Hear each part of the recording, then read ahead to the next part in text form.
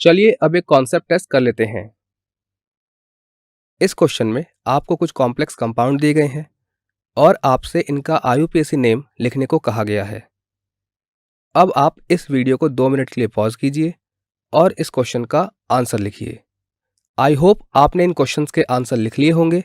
तो चलिए अब इन क्वेश्चंस के आंसर देख लेते हैं। ये है हमारा यहाँ पर पहला कंपाउंड।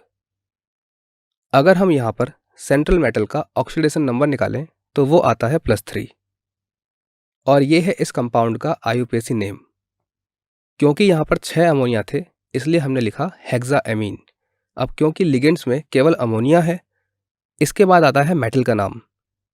हमने देखा कि यहाँ पर मेटल का ऑक्सीडेशन नंबर +3 था, इसलिए मेटल के बाद ब्रैकेट में 3 लिखा है जो कि रोमन अंक में है, और सबसे एंड में है ब्रैकेट के बाहर वाली स्पीसीज जो कि क्लोराइड है। ब्रैकेट के बाहर वाली स्पीसीज के नंबर्स नहीं लिखे जाते, तो हमने वहाँ पर ट्राइक्लोराइड नहीं लिखकर केवल क्लोराइड लिखा है। ये है दूसरा कंपाउंड। यहाँ पर मेटल का ऑक्सीडेशन नंबर है +3 और ये है इस कॉम्प्लेक्स का नाम।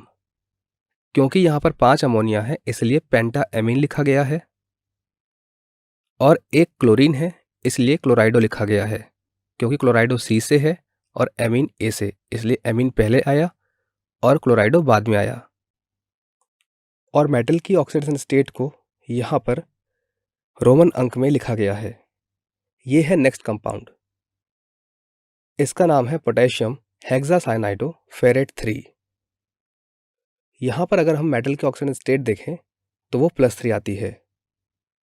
क्योंकि यहाँ पर 6 साइनाइड थे इसलिए हेक्सासाइनाइडो लिखा गया है, और मेटल की ऑक्सीडेशन स्टेट को रोमन अंक में दिखाया गया है। यहाँ पर मेटल के नाम के आगे फेरेट इसलिए लगाया गया है क्योंकि हमारे पास यहाँ पर जो कोऑर्डिनेशन एंटिटी है वो एनायनिक है। अगर हम इस कोऑर्डिनेशन कंपाउंड से पोटेशियम हटा दें तब ब्रैकेट के ऊपर -3 चार्ज आ जाएगा। ये है अगला कंपाउंड, और यहाँ पर सेंट्रल मेटल का अगर हम ऑक्सीडेशन नंबर निकालें तो वो +3 आता है, और ये है इसका नाम।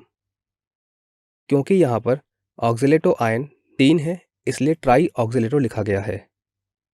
मेटल के ऑक्सीडेशन स्टेट को यहाँ पर रोमन अंक से दर्शाया गया है। यहाँ पर फेरेट वर्ड का यूज इसलिए किया गया है क्योंकि यहाँ पर भी जो कोऑर्डिनेशन एंटिटी है वो एनायनिक है। ये है हमारा नेक्स्ट कंपाउंड। यहाँ पर अगर हम पैलेडियम की ऑक्सीडेशन नंबर की बात करें तो वो +2 है, और ये है इसका IUPAC name, that is potassium tetrachlorido palladate 2। क्योंकि यहाँ पर हमारे पास जो क्लोरीन है वो 4 हैं, इसीलिए टेट्राक्लोराइडो लगाया गया है, और मेटल की ऑक्सीडेशन स्टेट को यहाँ पर रोमन अंक में दर्शाया गया है। यहाँ पर पैलेडेट का यूज इसलिए किया गया है क्योंकि यहाँ पर जो कोऑर्डिनेशन एंटिटी है वो एनायनिक है। ये है हमारा नेक्स्ट कंपाउंड, और यहाँ पर अगर हम सेंट्रल एटम यानी कि प्लैटिनम की ऑक्सीडेशन नंबर की बात करें तो वो आती है +2, और ये है इसका IUPAC name, that is diammine chlorido methyl amine platinum 2 chloride. यहाँ पर जो हमारे पास एमीन है वो 2 हैं, इसलिए डाईएमीन लगाया गया है। इसके बाद है क्लोराइडो, और उसके बाद है मिथाइल एमीन। ये अल्फाबेटिकल ऑर्डर में है। प्लैटिनम की ऑक्सीडेशन स्टेट को यहाँ पर रोमन न्यूमेरल में दिया गया है।